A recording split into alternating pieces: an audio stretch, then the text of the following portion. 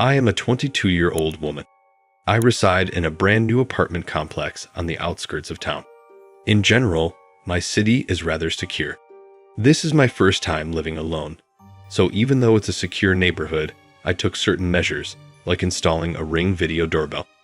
I've honestly never needed it in the 6 months I've been here, since there haven't been any unexpected visits until last night, when I was at home alone with my dog working on schoolwork.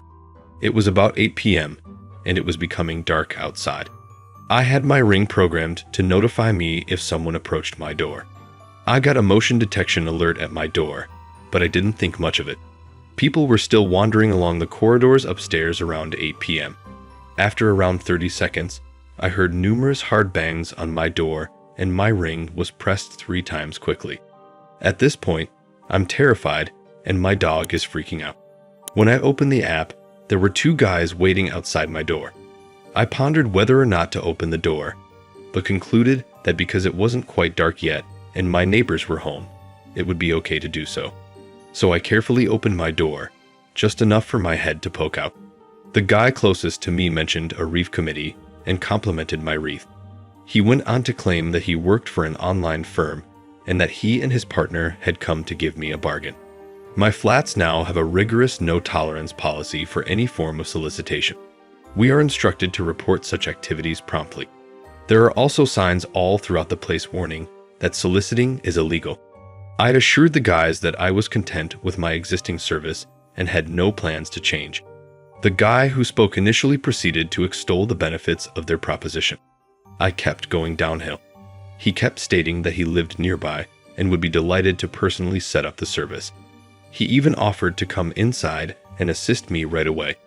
I denied his offer once again, and he stressed that if I changed my mind, I should phone him because he could be here in 5 minutes to help me out. And he handed me a business card, and I attempted to stop the discussion once more. He then informs me that he can't simply walk away knowing that I could receive such a good bargain and that I'm turning it down. My instincts are telling me something is wrong at this point.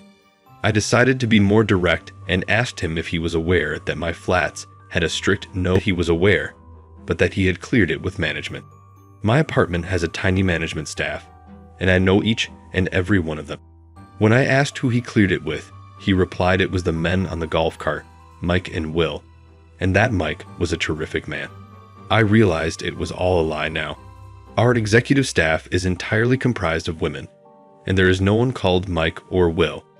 In fact, the only guy who works here is Joe. I thank you, but I'm not interested, and I shut and locked the door loudly. I examined the business card he provided me more closely. It had a logo in the name he gave me, but the email address was not a commercial email address. It was a Yahoo account. When I searched up the company's phone number, it didn't display either. I choose to share my experience on the residents-only Facebook page. A couple more ladies reported having similar conversations tonight, but being given other names. The weird thing was that no males or couples were contacted. Only women were approached. They exclusively communicated with women. They conversed with my upstairs neighbor and my neighbor across the hall, both of whom are female, but not with either of the males who live on the same level as me.